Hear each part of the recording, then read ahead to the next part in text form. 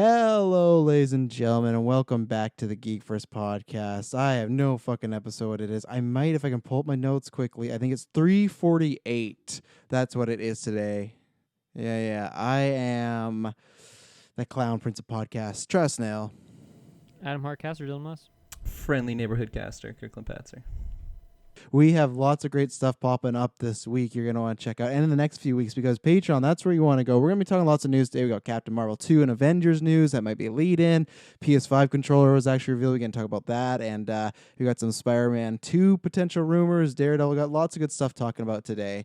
But what we're going to start off with is thanking our patrons, because the past few weeks we've had either people upping their subscriptions or joining. So I want to give a big shout-out to all those people, because you guys are, as we always say, keeping the lights on. And it helps, too, because there's not much content, and that's the best part about it, is you guys get to kind of, we get to return the favor a little bit, because usually it's the best you get, the $25 tier, where you can give us a movie to commentate track or anything like that.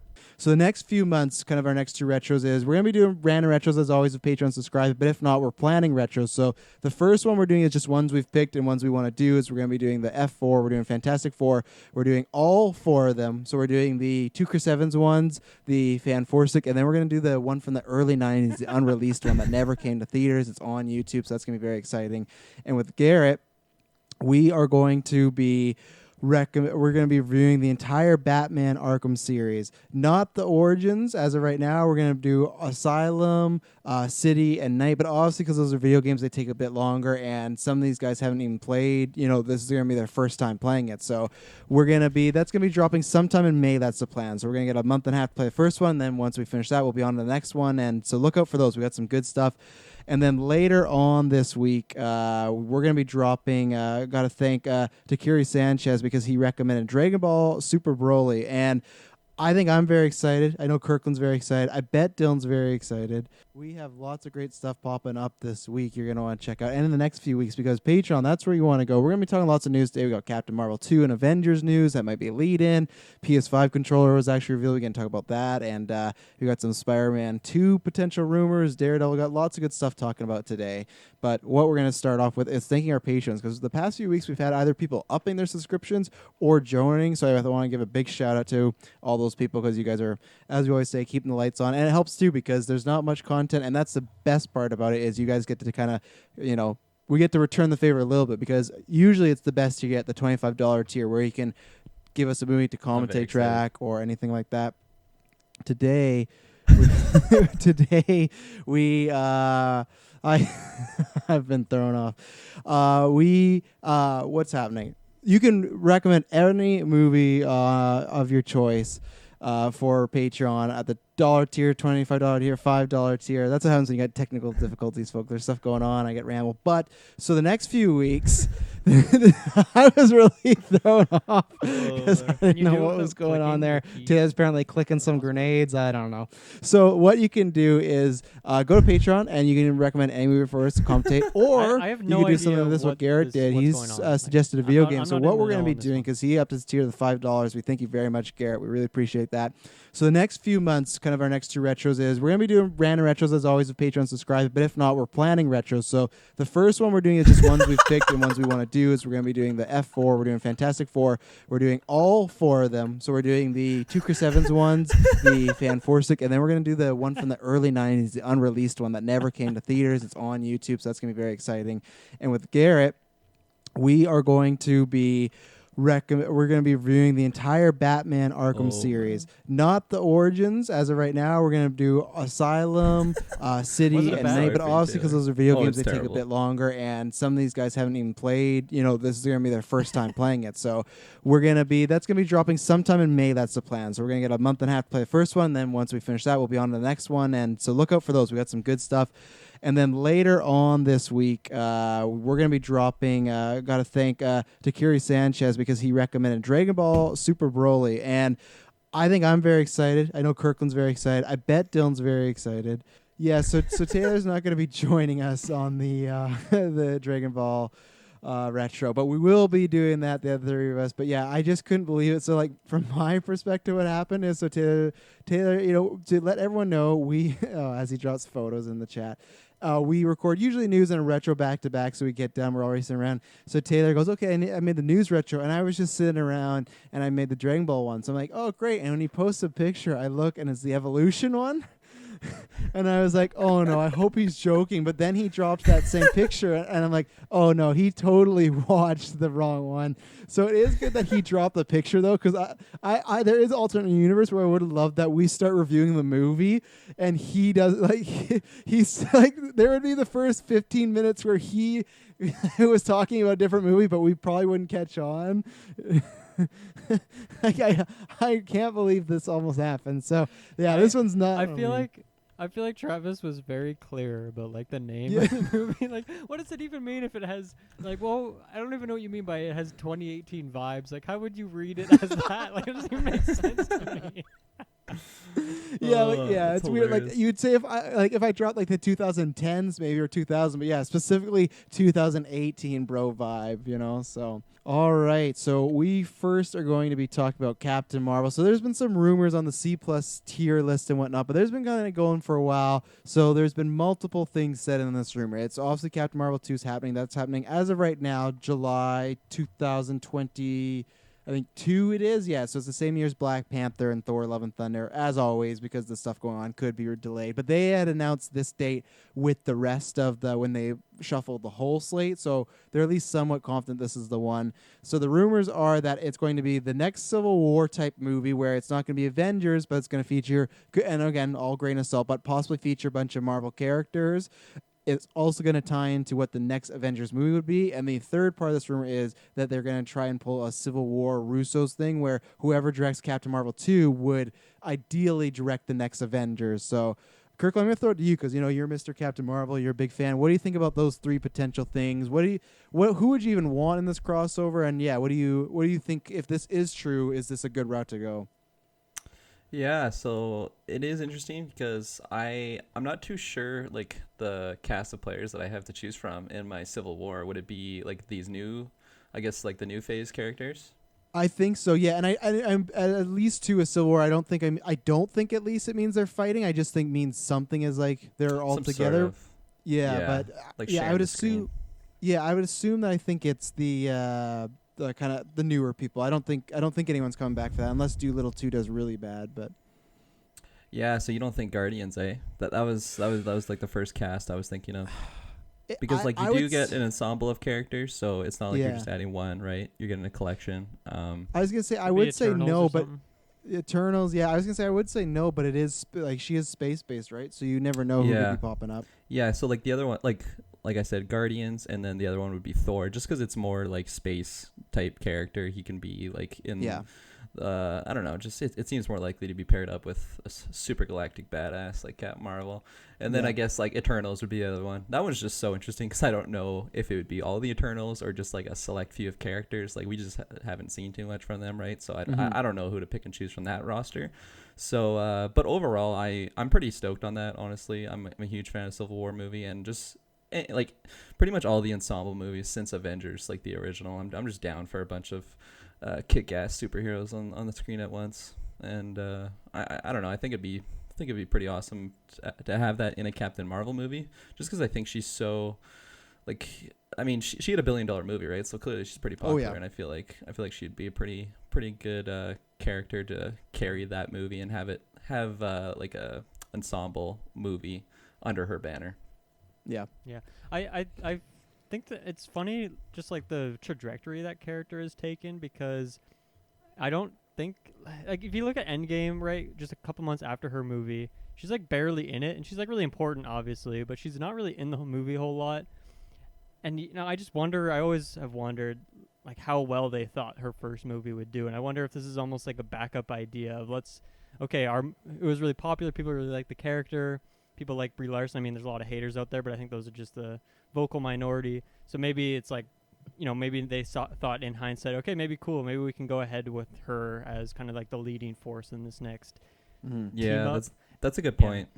Because And like the I thing don't think anyone really thought that was gonna be $1 billion movie, honestly. Yeah, and I guess the thing with like having a Civil War movie is you don't have to build it up as this like 4-movie arc of like the Infinity Gauntlet, right? Like it's just like a team up for a one-off.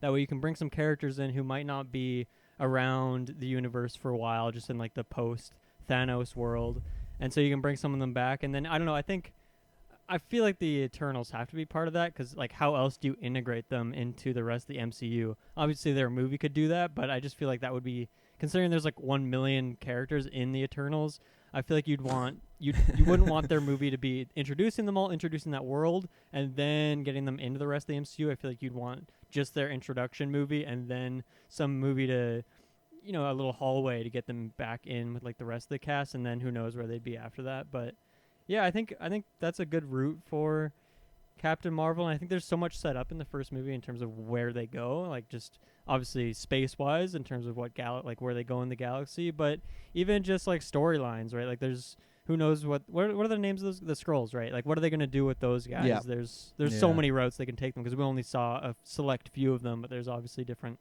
clans of them or whatever they're called. Yeah, because the only thing that Feige did say, he said like, oh, there's some bad ones out there and whatnot, and they left it hanging, and obviously they had that. I think my whole thing is I think Guardians, it's tough because I know they've already said they'll be in Thor, so I'm not sure if that's going to be too much of crossover. Internals maybe, but I just want to know what actually happens in that, because they all have said like, oh yeah, it takes place like thousands of years and all this stuff. So I don't know what exactly like goes around, but I think Spidey is a good option. I think when they did this, I think, because I've been talking about, listen, check out, I'm on Super Civil Servants podcast this week. I had a last minute, that's a spoiler because I was a surprise guest there down in person. I was like, jump on, I had some fun, but we talked about that a little bit about Spidey and that deal and whatnot. But the only thing is just because I'd like to know what the deals with Spider-Man, because obviously they have the one film and then the one cameo or, whatever, supporting role. And that film's happening before Captain Marvel the year before. And I feel like, I wonder if there's a time restraint, like it has to have the cameo in an MCU movie has to happen with this time frame. So I don't know. I feel like this could set up the Avengers movie, but I still feel like the Avengers movie is quite a way. Plus, we had Skrulls in Spider-Man, and the end credit scene of Spider-Man was Nick Fury up in space working on something with Sword, right? So, and that is the thing. Like, I think there's a lot of characters that could go to space that haven't. You look at T'Challa. He never went to space, but so Captain America didn't go for a whole 22 films, right? And then in Endgame, he went to space. So I think anybody's kind of fair game when it comes to the crossover, if they're spacebound or not. So I think Spidey's a good call, and I think that's the way they go. I know it's different too because we just lost them and everything, but I if there was enough time, I don't know if the Secret Invasion would be the Captain Marvel movie or if it would be the Avengers movie. If it was the Avengers movie, one day I still think there's lots of money in bringing Chris Evans back, but as the evil Skrull, and I think just you look at it what he did with Knives Out and a villain, I think it could be fun to see him play like a villainous Captain America, but I think it might be too soon for that, so I don't know. I am interested in if this is true about them trying to find a director to pair it with, because I agree with Dylan where she was $1 billion. She was a big hit, especially with like obviously with little girls is gonna be the case. I say in the Wonder Woman, but still like that was a big costume. Did lots of good merch stuff like that. So I do wonder.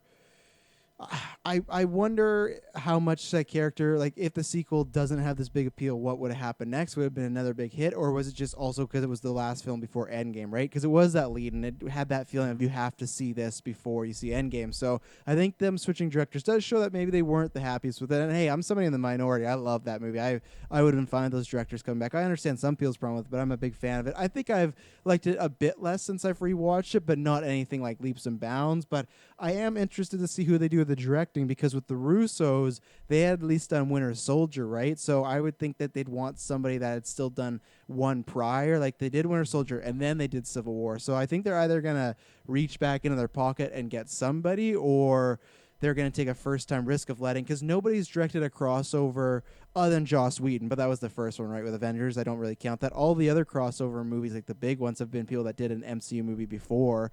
So I don't know. I'm very interested to see who they're gonna get for that. If it's like I said, a old school team member or what. Well, I think if they do the same team as the first Captain Marvel, I think that's a good choice. Like even if people have issues with it, I think a lot of that is going to come from the fact that it's an origin story, right? And you have to get through this. You got to slog through this stuff to like build the character up, because she is obviously very important and crucial to the plot of Endgame. So I think when you get to a sequel territory and you have a lot more free reign, And even like the fact that it's a post Thanos world, like you can get a little bit more crazy with the villain. I feel like you'd have just more creative tools at your disposal instead of having like, let's say, half your movie dedicated to like origin story stuff, or half your movie dedicated to leading into Endgame, right? Like there's just going to be so much. It's just going to be an open field, and we'll see like how they choose to go about it. So I think that'd be a good idea to go with the same team. But just wanted to like mention quickly on what you said about Spidey and how they have to do this team up movie. And this is a good point that I didn't really think about, of if there is a time frame on it, like let's say you have to do it by this year, this month, whatever it is, obviously with the whole slate getting pushed back, that could be problematic for them. And maybe that would be the perfect way for them to, like, who knows, maybe Spidey was always planned to be in this, but if he wasn't, maybe this would be a great place to retool it and say, okay, we have this team up movie happening. He's been to space. This could be a cool way to send him off, even if, because timeline wise, with this would be after his last movie, right? His last solo movie. And because they've confirmed this will be a sequel, not a prequel, Captain Marvel 2. Right. So that would be cool if he was introduced in the MCU through a Civil War and then ended his reign on a different one. Obviously, they're not going to call it Captain Marvel Civil War because that'd be entirely confusing. But that would be kind of a cool character arc for Spidey. Start in Civil War, have 3 movies, visit a couple of Avengers movies, and then send it out on another Civil War where you can actually have like some line in the sand where he gets cut out and maybe they don't want him on their team, or maybe he dies. Who knows? But I don't know. I think this is all exciting. I think it's all exciting news, I would say. Yeah, I'd agree. Travis definitely got my excitement up mentioning Spidey. So we'll keep you updated on that. Here's another thing that's happened this week. Again, this is like the C+ tier rumor, but we kind of talked about this, I think a few weeks ago, that there were rumblings that Daredevil was going to come back to the Marvel Studios in November. But supposedly now, because some contract mumbo jumbo, it might be happening. It might have already happened, or it might happen now. There's 2 things. One, I'd say all the reporting this is C+ tier, but the other thing, there was somebody that worked with the Defenders show, like in the Netflix Marvel universe, and they posted something. No one screenshotted it, but there was multiple saying it was posted, and it was some sort of image about Daredevil possibly being back or being home, but then he deleted it. So again, it's all potential breadcrumbs that lead to nowhere. But what I want to ask you guys, because obviously there's lots of change, Endgame happened, and we all got this COVID stuff, so lots getting delayed. But I want to get we didn't do this on predictions, but what is your official prediction as far as, is it a Charlie Cox comes into the MCU? Is it a Daredevil season 4 just gets approved and it's off on its own, or do we get a full reboot of the character? Because obviously, no matter what, if the character's back now or November, the character will come back in this year. So, what are your guys' thoughts on what you think is going to happen? Ooh boy, I don't see them doing a season 4 with a continuation of this story. I don't think that's gonna happen at all. Just because I feel like once you get a show on Disney Plus, it's right. It's when you log on Disney Plus, it's right beside Miss Marvel. It's right beside She-Hulk. People see that and they just assume it's all one and the same, and I think that could be confusing. Plus, that show's pretty violent, so I don't think they'll even want it on Disney Plus. You can't take out that scene of Kingpin just smashing a guy's head in the door, and you need that. It's important. Oh, yeah. But yeah, so I don't think they would do that. Plus, just creatively, Feige and the team, right? Obviously they. Oh, actually, I have no idea how much Feige was involved with that. Probably not at all, really. No, not at all. No. Yeah, exactly. So they probably wouldn't want to continue with that story. I don't even feel like it's their story to tell. So I don't think there's any chance of doing a season 4. I would love if Charlie Cox came back, even if it was a soft reboot, and it's whether or not that stuff happened or not. I feel like they'd have to reboot it in the sense that they want to use Kingpin, they want to use Punisher and all that stuff eventually. So they can't keep that previous story. Yeah, it just wouldn't work. So I don't know. I think they'd have to do a full reboot. At which point, it doesn't really matter if they keep Charlie. It's not like he's a very popular guy. Most people don't know who that is anyway. I would like him because I think he's great, but. If they take someone else, I guess that's what I'm expecting at this point. So I guess I wouldn't be betrayed if they switched up. So yeah. I'm pretty much in Dylan's boot. I definitely think that you're in a my personal boot, are you? Dylan's not my boot. boot. Yeah, there's a snake in your boot, sir. I'm slithering in. I would want Charlie Cox to remain as Daredevil, but I think just logistically, I don't think that would happen. I think it would just be too confusing for like from an executive point of view, I feel like people would just be getting confused on like, well, is all that stuff just retconned? Is it continuing? Like I don't know, because I feel like they'll want to introduce Daredevil in a fashion that you didn't need to see the Netflix version, especially since it is a more mature version. Maybe they'll just try and I'll just use this word, nerf it, for all users, make it accessible to everyone. And I feel like to do that, you do have to give a new person in the suit. Unfortunately, because Charlie Cox is amazing as Daredevil. I haven't seen all of it, but from what I've seen, I've really liked him. I liked his Matt Murdock as well as him in the suit. So, but I just think realistically, you are going to get a new one. It's still exciting though. Just the idea that, I mean, I know this is still a rumor, but the thought of having him back in the MCU, I think it's just exciting. Hello, ladies and gentlemen. I hope you're enjoying this episode of the Geek First podcast. We're going to throw to some ads right now. So if you want to give you a fair minute warning, we don't get to choose the ads that come on here. So sometimes they can be a little bit loud. So I'm going to give you a nice 5-second countdown to turn down those headphones so you don't get a bleeding ear, or you're driving your car and all of a sudden you swerve into traffic. You don't want that. So help us support Geek First. Listen to these ads. Keep the lights on in here. But you got 5, 4, 3, 2, 1. We'll be back in a second. This is not going to be a long one, but Comic-Con's canceled. Also, every time something happens, we kind of got no surprise, but officially canceled. First Comic-Con in 50 years that's been canceled.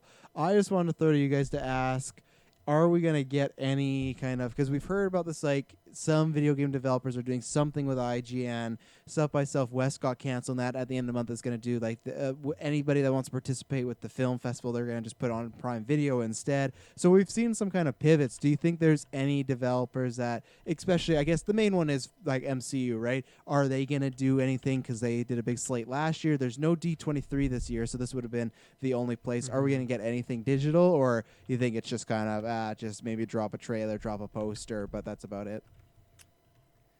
Oh man, I don't like. It's weird because Comic-Con, like E3 is like a very different thing. It's like, here is this press conference that's on Sunday night at like 6 p.m. Whereas that's like Comic-Con obviously has panels at like certain times, but it feels like it's just this thing you got to just be tuned in on the internet and news will just drop like randomly for the next few days.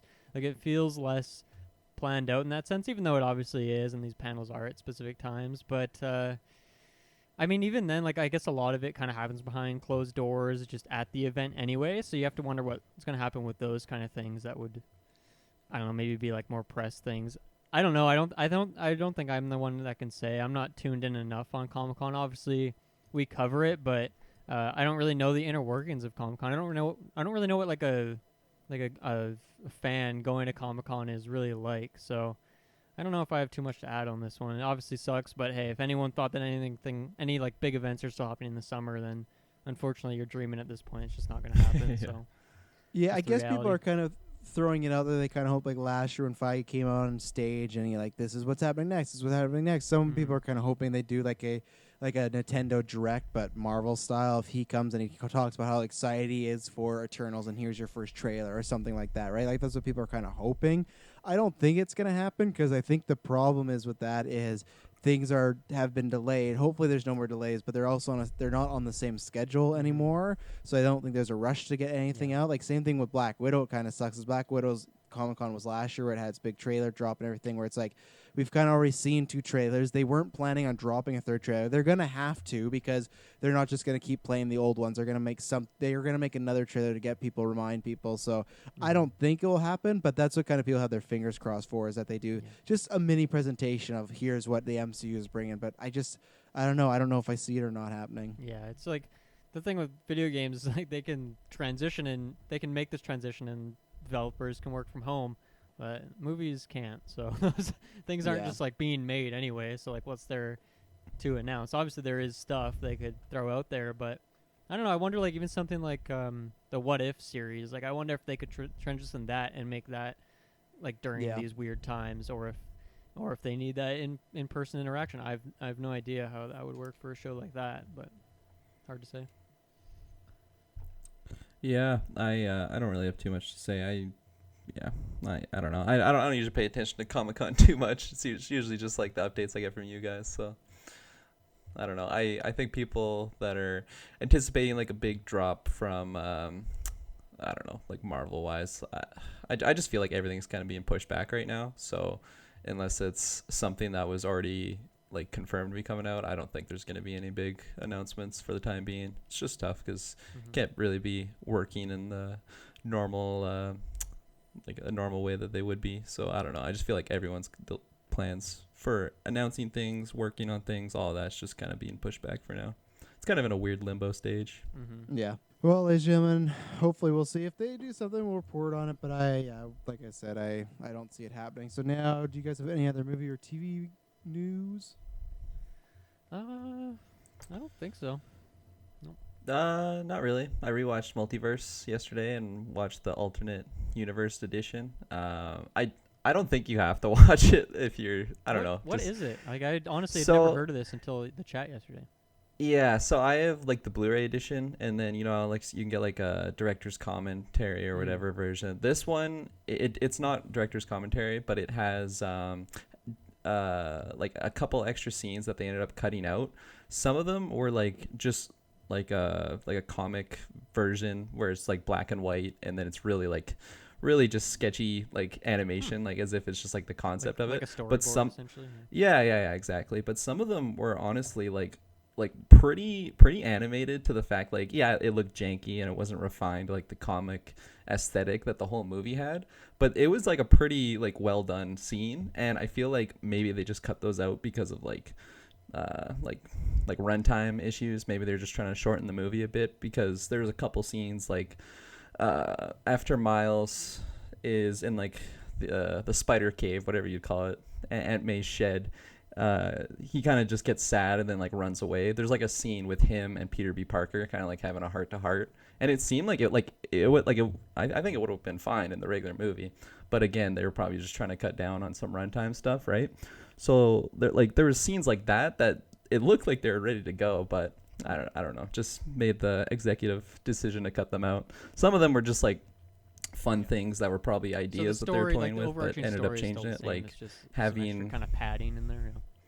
Yeah, exactly. But like there's some stuff between Miles and his roommate that like they're actually like became buddies. It was kind of like cool. Ned from like the Tom Holland movies. Like he had that sort of relationship with him. So like they had those scenes placed where they would have been in the movie. So it was pretty cool just seeing like some of the thoughts that they were playing with. I would recommend it if you're a huge fan of that movie. It's probably like my 5th or 6th time seeing it. I absolutely love that movie. Every time I watch it, it's just such a perfect film in my opinion. I just love everything about it. So yeah, I just wanted to share some thoughts on that. I just thought it was cool to see some of the ideas that they were going with. I don't know if any of you guys, I mean, clearly Dylan, you had never heard of this. I wasn't sure if any of you other guys had just heard some of the ideas. I just heard about it on the Blu-rays. I actually had forgot about it until you brought it up in the chat, because at first when you did that, me and Taylor were playing Call of Duty, we're like, what the fuck is he talking about? We thought you were just like making shit up and everything, or just throwing them in. I was like, oh yeah, I guess there's that thing. But yeah, I'd forgot about it. I remember hearing about it leading up to it, but yeah, that's cool because it's still on my list to buy. I still got to buy Joker and Spider-Verse on Blu-ray because they're just Joker I love a lot, and Spider-Verse I just need that beauty 4K. So yeah, no, for sure. And like there's just some other scenes that just added to like the humor, like when they go to Alchemex to like get like the goober, which is what they're gonna hack with. Yeah, so they actually have to fly in like the other version. So they like go to an airport, they go on an airplane, and then it's like just some funny little jokes that were written between like Miles and Peter B. Parker that was just like, this is so strange, because like the logistics of it, like how does he just go on a plane with some stranger? Like I don't know, just like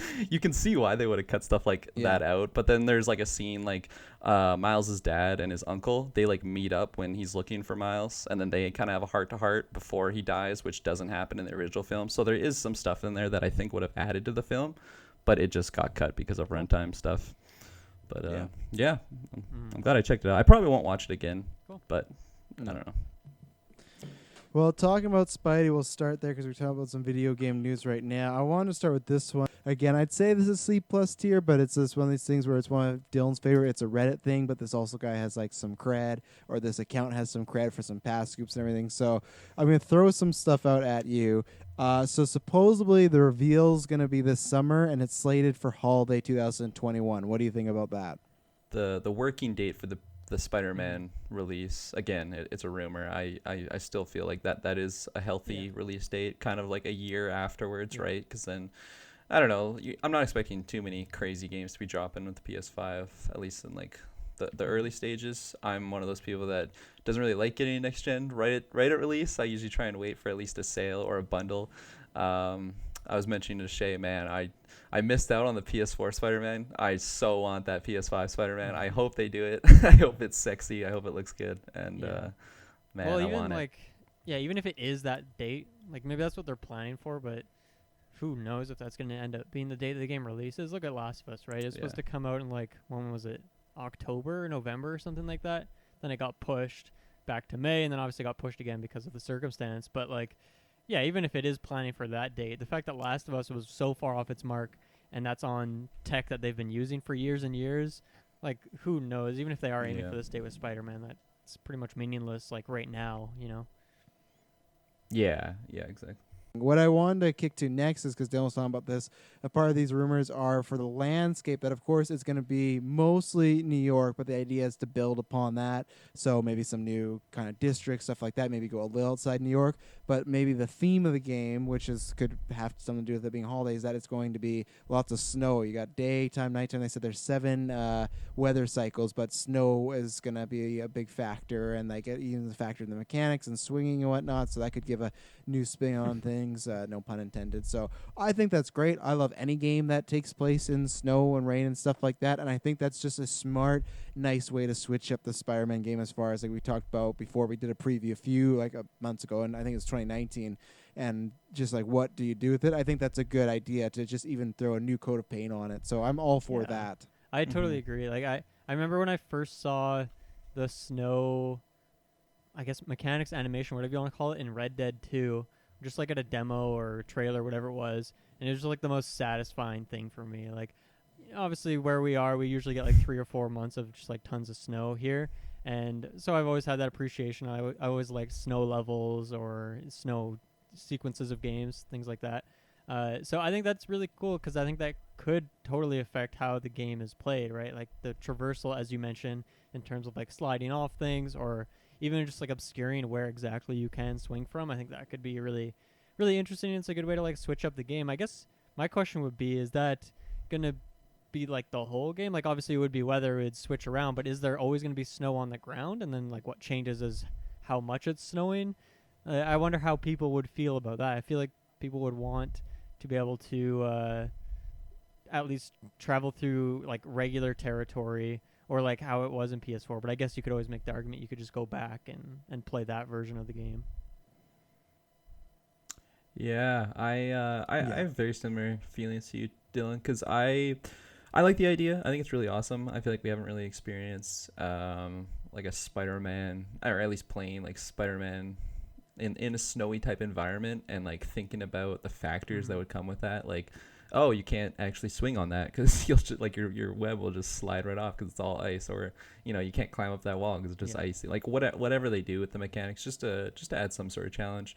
I did have a little bit of like a red flag just with the idea, like the thought of it possibly being an entire game snowy, because I feel like, yeah, it is really cool, but I would also just want to be like, man, I kind of just wish it wasn't snowy right now. I wish I could just be playing regular Spider-Man, and like, would that force me to turn on my PlayStation 4, and play that version of Spider-Man just to get like a different setting. It is stated that like what was it, 7 different types, so rain in there. So I feel like that red flag shouldn't be too big, because I don't think they would do that. I feel like they're smart enough to know that that wouldn't be the best idea, because then it would just be like, oh, get Spider-Man 1 if you want to play in the summer, and then get Spider-Man 2 if you want to play in the winter, get Spider-Man 3 if you want to play in space, whatever the fuck if it they was go a with this. seasonal, But a seasonal thing, where let's say like the first quarter of the story takes place in the summer, or second, like switches around, like would that be a good solution, do you think? Because then you might, I don't know, you'd still be limited, or like wherever you'd be in the story. Like what happens when you beat the main story? Is it just stay at whatever the weather's like there? Yeah, my initial thought, especially like reading that article, I think it was mentioned that like the length of time in this game it's rumored to just be longer than this one. So I don't know top of my head how like what the time length of the first game is, but I'm assuming this one will go over the multiple seasons. And I'm not sure if they go the route of, in the first one, like if you wanted to go night to day, you'd go to like those weather there's, like, stations, and then you Osborne, could like just change Norman, that. Osborne Towers. Yeah. Harry So Osborne. maybe do something like that. I don't know. I see the positive negatives of that, because the negatives being it just takes like the realism out of it. Like I think it would be cool depending on like what time of the year you're actually playing, kind of like an Animal Crossing thing, where like the game would be changing. I don't think that would happen. Yeah, I think it would be a cool idea, but so like if you change it through a menu, obviously it takes away from the realism, but at the same time it gives the user the choice, especially when you're in the end game and it's pretty much just free roaming anyways. And do you want them to expand the, like, because obviously you have your location on the map, and then you go to like the, what's it called, the raft. You go to the raft temporarily for like a mission. I would kind of be down for them to even expand the map a bit and go like on the other side of the bridges and offer like even just a few neighborhoods or something, just as a little bit different, like just to have something new. Because I feel like if all you changed was the weather, and then obviously they change buildings, and they say in this article you could maybe go inside more buildings, stuff like that. But I'd be kind of down if they even added, just kind of expanded the map a bit too, and give us a little bit more on the outside of the bridges.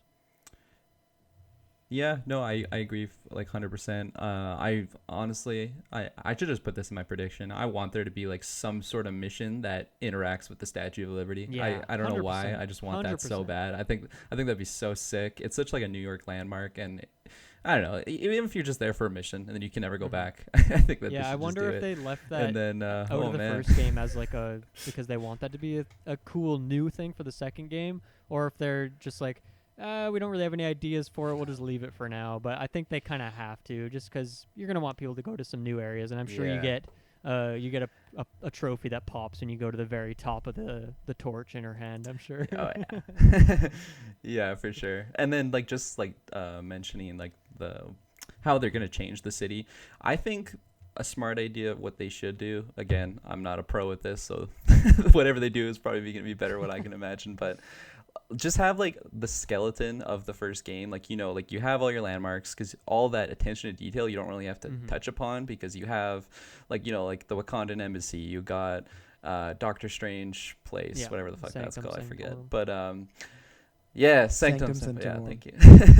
Like you're able to keep that stuff, but just like how you mentioned, able to go into buildings, like really flesh out some of these buildings, maybe like you had those fist towers, maybe have those like completed, and then it's kind of like a fun Easter egg for the people that played the first game, and it's like, oh, I remember being here, and it's cool that it's still sort of like a fist tower, but it's not like a mission right now, like maybe it's just something else. Weren't a lot of them like construction sites too? Like it'd be cool if those were into exactly, that's what I was talking about. That'd be so cool if that was developed in like a full building. That'd be awesome.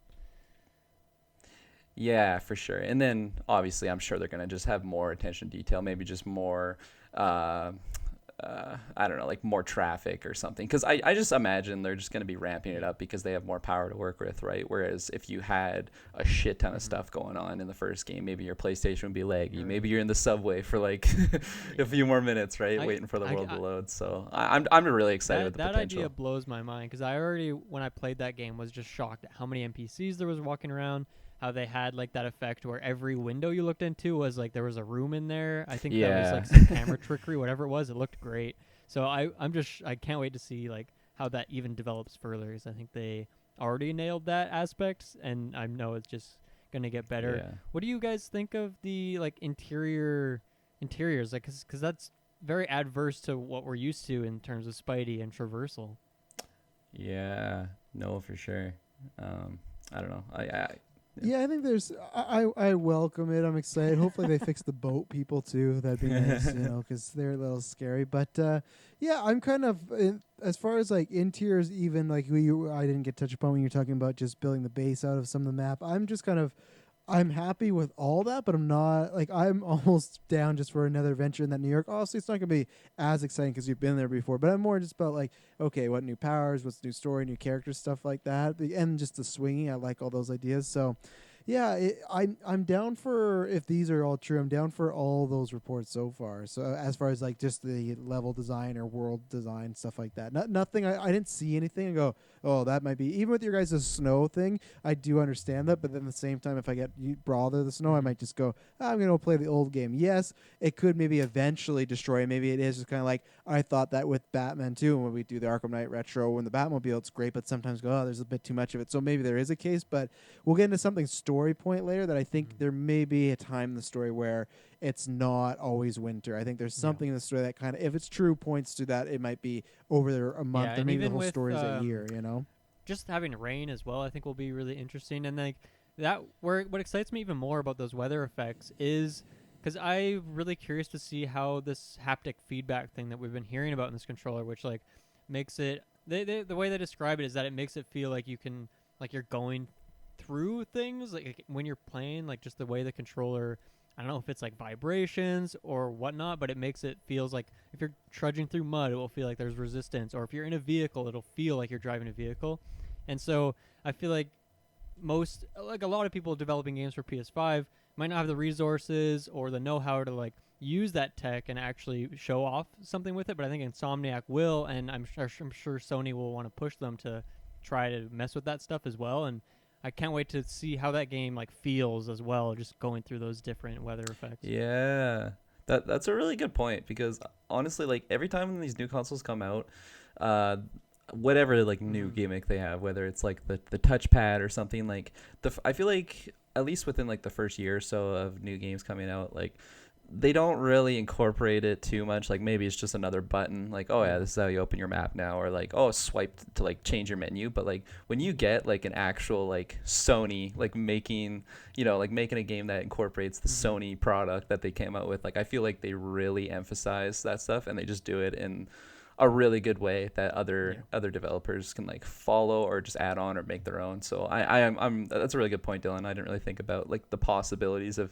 the usage with this new controller and stuff. Even the adaptive triggers with like the different amounts of tension could be really interesting for like web swinging and stuff like that as well. So that really excites me. But yeah, as you said, like when I played Death Stranding, I was shocked at how well that controller was used, because I had never, like, of all the PS4 games I played, that big button in the middle is just like the menu button, and no one does anything with it. And even Death Stranding kind of goes over the top with like the fucking controller crying at me. But I still think that's really cool. That's a huge part of any game that people play, is like you playing it with the controller. So if you can use it in different ways, and like there is some great tech there. We pay like $80-$90 for these fucking controllers. Like let's do some cool stuff with them. And I think Spidey is like the perfect place to do that. And I can't say that the PS4 controller, like I can't say they really took advantage of anything interesting there from what I remember. So who knows if that's even something Insomniac cares about. But it's probably something Sony cares about. Now that they're acquired by Sony, maybe that'll be like, hey, you guys try this out. We're going to teach you how to do this. We're going to give you some engineers to show you how to make it work. I don't know how that would work, but I think that's a cool prospect as well. So yeah, no, for sure. Hello, ladies and gentlemen. I hope you're enjoying this episode of the Geek First podcast. We're going to throw to some ads right now. So if you want to give you a fair minute warning, we don't get to choose the ads that come on here. So sometimes they can be a little bit loud. So I'm going to give you a nice 5-second countdown to turn down those headphones so you don't get a bleeding ear, or, you're driving your car and all of a sudden you swerve into traffic. You don't want that. So help us support Geek First. Listen to these ads. Keep the lights on in here. But you got 5, 4, 3, 2, 1. We'll be back in a second. So here's some juicy things. So I have two kind of juicy parts to this. We'll start with the first one and with some story stuff that supposedly the game starts with MJ might be abroad. So that's another point to me we'll get into of why I think you could have different story aspects as far as time. Peter's still training Miles, so Miles is said to be a playable character, which we kind of figured as well as we got that last time. In this game, you apparently will see J. Jonah Jameson in person, and Eddie Brock will be in here, so that's kind of maybe taking away some speculation that Harry Osborn was going to be Venom and whatnot. So Eddie Brock is going to be in this. There's said to be side missions with Mysterio as well, and then also Dr. Connors was mentioned. No, like, in-game or anything like that, but just there's apparently some dialogue of Peter mentioning that. So what do we think about all that of those characters potentially coming in. I think Mysterio makes sense. They alluded to him last game, and it just felt like not missing, but it just felt like, oh, there's one more big bad that they really got to do. And with it, I'm interested to see that because they left that cliffhanger with Harry, and we'll see what happens with it. But I like everything I'm hearing. But I do think if MJ is abroad, that could show like maybe the first chunk of the game it is like whatever fall and she's not there, then the next chunk is winter, stuff like that. So I think I think that all makes sense. When you said MJ is abroad, I thought you meant like you're calling her abroad. I'm like, whoa, Travis, come on now. yeah, it was broad, you see. Yeah, so just touch upon like the villains quick, because that was the last thing you were talking about. I feel like all like the big Venom, Spider-Man Venom. villains that we didn't see in the first game, I feel like we're pretty much going to see them in this game. And then if for whatever reason they slip through the cracks, they'll just make it in the next game. Like I don't know. I just feel like, because this is literally the Spider-Man game. Like, they're going to try and get all of these villains in, big or small, similar to like what Arkham games do. Whether they're just, kind of like Taskmaster, Jesus, Taskmaster, where he's just like, he's just like, he just like a really small like side mission. He's not like a big character, but you're throwing in some more lore in there. I feel like they'll be doing that with villains, small or big. But I definitely am just excited at the prospect of Mysterio in there. Dr. Connors, same, like all these iconic villains I want to see. I want to I just want more of it. I think Mysterio's a no-brainer. Like, as Kirklin said, I think he's kind of the next in line in terms of the biggest Spider-Man villain that we haven't seen. Obviously Doc, I guess not Doc Ock. So what I'm thinking of, Green Goblin. Yeah, Green Goblin and Venom are kind of the next two big ones, but they're probably going to be more of a main story guy. But yeah, Mysterio makes a lot of sense in terms of just being in there. He's going to be a lot of fun as well. And he's kind of just a hot commodity right now, coming off of Far From Home and Ultimate Alliance. Like, he's kind of popping right now, so it's kind of the time. And then a couple things you said concern me. Like, I really want MJ in this game. I liked the relationship, and yes, maybe her missions weren't everyone's favorite. I actually liked those as like a way of breaking them up. They're not great by any means, and I'm sure on a replay through the game they kind of are a slog, but yeah, I think they're a really cool concept. So I'd be kind of bummed if she was gone. As for Norman Osborn, I'd also be super bummed if he wasn't part of the story, because they really alluded to that a lot, and there's a lot of sprinkling of that like throughout the story as well, and not even just the story but the world, in terms of like Oscorp being I don't know, just something that was kind of an impending evil in the world but never really fully touched on. But then like there's a cliffhanger at the end that kind of alludes to that. So I'd be super bummed if we don't see those two characters. Yeah, if these rumors are true, I don't know about Harry, but Norman is supposed to be in the game. Apparently, people have seen like some like cinematics or whatnot, and everything like that. I think it would be more building, because I think they'll save Green Goblin for the third game. That's what I think they're gonna do. Because you need something. Because if they go with Venom, Mysterio, and Green Goblin, obviously you got your boy Carnage in there. But other than that, I feel like you save goblins, or even just a couple goblins for the third game. I think that's the way to go. I think Venom alone is enough, to be honest. I think Mysterio is like good on that too. Kurt Connors, maybe that leads to Lizard too. So if you got Lizard a subplot in there, I think that's juicy enough to get on. Because there could also be other like the Tombstones, another Kingpin, like other like you could get the Spot, Dylan, maybe. Like I think it's a possibility. So I think that Venom, Mysterio, and maybe like a Lizard is a good enough lineup for the third game as like big time heavies. I wonder if this second game will bring anyone back. Like Kingpin, we have to assume is in jail, but we all know that usually doesn't last very long. So I wonder if he would pop up in this world again. But like if Fisk wasn't in there, obviously that was a big part of it, is that there's like these Fisk like bad guy outlaws that have these camps. Like, who would be that kind of main city evil guy? Like I kind of feel like that would have to be Norman up to no good, kind of controlling some company.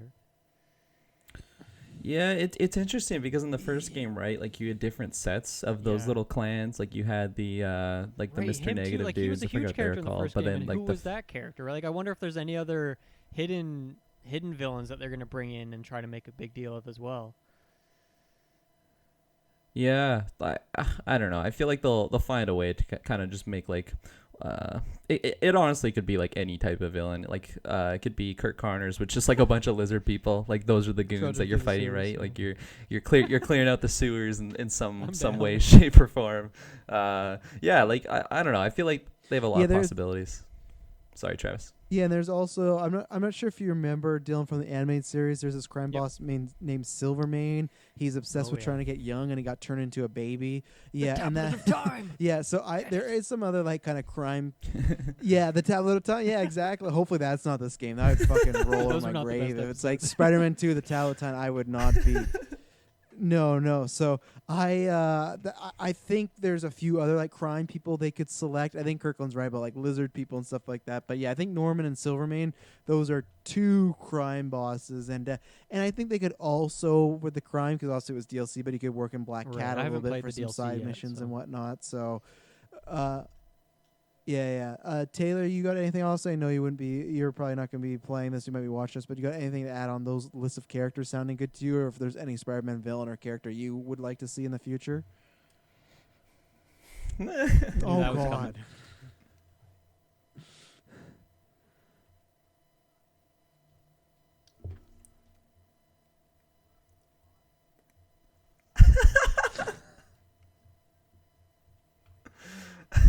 He's like, get the fuck out of my office.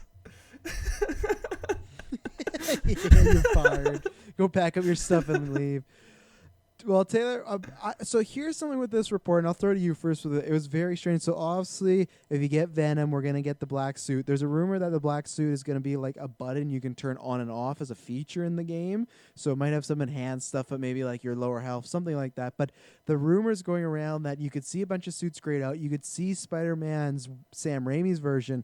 But I don't know if this is every suit in the game or they're going to have every suit from the first game. But either way, whatever the suits are in this game, the rumor in this report is that every suit will have a symbiote version. So I don't know if I don't know if I have much to add on this point. I think that one seems weird to me. Like that seems like a very strange thing to be included in this leak, which is like very general information, and then this is just like this very specific thing that seems like it's a lot of work for the developers and the art team to like do this because there's a lot of skins in that. Like there's probably at least 30 different costumes. Would you guys say is a fair amount? Yeah. So I don't know. That seems like a very strange like. But are those What was already that, made Travis? assets though? Those are already made assets though, right? So if you were to just import, maybe you put in a Yeah. few new suits, but Yeah, if but you were to primarily have most of Yeah, the it's old not as suits, simple that though could as be their clicking a button, right? Like there switch, is a lot right? of work that has to be put there to like actually make it work. So There is. Yeah, it's just if they bring over New York, it's just like I know that obviously that's the base, but if you're the same thing, Yeah. they're adding snow, they're making it bigger. I see that's one that when I saw it, I was like, that would seem awesome, and that makes complete sense because I just don't think in this game without the symbiote, I don't think they could top the first game. Now, it's great if they just say, hey, all those suits from the first game are back. I think people will be happy, but there's still other suits they haven't done. Obviously, like they did the Miles one. They haven't done like a Spider-Gwen, even though I think you could find some story version to put in there. They haven't done the black suit, but some of those they said they're holding for story reasons. And there's a few other smaller suits they haven't done yet, but I think that like that would be hype. If you could get everything like 2099, the Mark like 4 armor, like every single suit from that first game, I would not need any more suits because just like, especially if you go like online, you look at like Spider-Gwen's anti-venom or her symbiote, stuff like that. Like there's tons of things they could do. So that's, I see, I went the opposite that I thought that's why it will because that's, I think, a way to try and top and get people excited because if you bring all those suits back, I think people will be excited, but it's just, oh, yeah, we've seen this before. You know, like, what do you do? If you add in the symbiote factor, right, like if every suit can be changed, that's almost like another suit. Like, I know it is the same suit, like base, but it's like another skin, right? If it's all the symbiote style. yeah, It is I an was just interesting. gonna Oh, say, sorry. like, I think you can keep going. I don't know if you're like showing off a trailer to promote this game, and you have like a symbiote spider doing some cool stuff. I don't think people are gonna be like, oh wow, look at that. There's a costume from the first game that I can use in symbiote form. I think the cool thing is the fact that you can do the symbiote at all. So I don't know. I mean, obviously if they do the symbiote and it's like a thing that you click on and off, they'd have to make it apply for each costume. But so I guess I'm just curious, like what degree, like would it be a fully new costume for each one? Because that's now then you're essentially doubling however many costumes. And obviously, Travis, you make a good point. Like a lot of it is, you know, importing of some degree from the previous game, which they're already going to have to do, I would assume, if they're going to keep New York, and that would save a lot of development time for them. So I don't know. That's interesting. I'm really curious about like how I'm more curious how the moveset would change if you had this click on click off symbiote version. Yeah. Yeah, I'm honestly, I don't know where I stand, like like feeling wise on like the fact that the symbiote would be a click on thing for like the entire game. I don't know. I have no strong feelings for or against. I feel like being able to use it would be awesome because Venom's like my favorite character in the Spider-Man series. The symbiote, just all the symbiote stuff just gets me really excited. But at the same time, I feel like It could be. I don't know. Yeah. Again, like No, sorry. I was just gonna What were you like gonna I say? think it'd be cool if that was a big feature of the game where you're flipping between these two modes and like enemies were adapting. Like if they see you're in symbiote, maybe they'll try and throw like Molotovs at you, or maybe they'll try and make a lot of noise or something. And so that could be interesting. Like add a lot of replayability in the sense that you have to learn how to play against all these enemies twice, right? Because they all use different strategies against like which version you're using. But I would kind of Yeah. like I'd hope that would happen. Like if it was just cosmetic, I'd probably be like, well, I don't know if that was really worth all the work. So Yeah, no, I have a fairly strong feeling that if it is added, it wouldn't just be a cosmetic thing. Like it really change your sort of play style. No, go ahead. Sorry, you're gonna add something? Well, I was gonna transition. okay, well, sort I'll just of, throw this point in there if quickly. you were Then. Like, wanna. what? Here's a crazy idea. Maybe this is way too far out there, but obviously there's a skill tree in the first game, and you can kind of level it however you want. It ultimately doesn't really matter because by the time you hit max level, you get access to everything. So it's more just like the order you want to do things. But what if there was like a arcane style system, like a Dishonored Prey, where whatever you like spec into, like let's say you put more of your points into like the symbiote upgrades, maybe that like makes your character more evil aligned or something like that. And Oh, don't get me excited. yeah, like I think Come that on could now. be really interesting. Like, because I thought the skill tree, that was one of my complaints on the first game, is I just didn't feel like there was really any point to it. I think there was more nuance to it, but that could add a really Yeah. interesting element where like how you build your character actually affects how maybe how characters react to you, like in terms of how good or evil you are, but then also just like There's yeah. rats in the streets. And then like even that could add replayability of like, oh, I'm gonna try the game this way or something. I don't know. I kind of doubt they're gonna do something like that, Man. but I think there's a lot of room for some interesting mechanics when it comes to the symbiote version, but I don't really know how they're gonna do it. So anyway, That's pretty badass, honestly. Like Yeah. just giving you the option to be full like piece of shit Yeah. Tobey Maguire. and then like actually just be such a cocky little bastard with piano especially skills. if you have just Miles as maxed. like a he could be like the good form. Yeah. Like, no matter what happens in the story, he's always good, and maybe you end up fighting him, or maybe you don't in the end. Yeah, The like final that could be boss. that could be a cool Like- system. like Make it happen. like fighting down. It's a free in the idea, Insomniac. DLC. It's all yours. Take it. Damn, that's a pretty good one, honestly. Yeah. Were you I gonna would love that because like that's Mhm. very similar to Knights of Old Republic as well. I just think that they're gonna want to tell their own story and they're gonna Oh, yeah. not want I like agree. too many choices and everything like that. So that's where I think they won't go that route just so they can be like, okay, this is point A, this is point B, this is story. Also, we've talked about so much. That's why I'm talking about. But if Miles is playable, I think he might be the guy that you're gonna have to play as Miles when Peter goes too far in the story. But that's why I think they want I think they want Peter to go too far in the story no matter what. Or maybe Miles. I would love it too if there was some sort of Miles and Peter have to take on Venom at the end together, and you kind of have like a switch on, switch off system, which Arkham has that as well at some point in the game. So I would love that idea of the choices, but I think they won't go that route just for the pure like storytelling version. I think that's a safe bet. Just what I was gonna mention earlier about like the possible different play style that would come with the symbiote style. Just like a mechanic that they'd be adding. And this is kind of a prediction because has anyone here played like the Ultimate Spider-Man game from back in the day? You could play as Spider-Man or Venom, and then when you beat the game, you're able to like switch back and forth. I actually have a fairly strong prediction that it's going to be like that with Miles and Peter.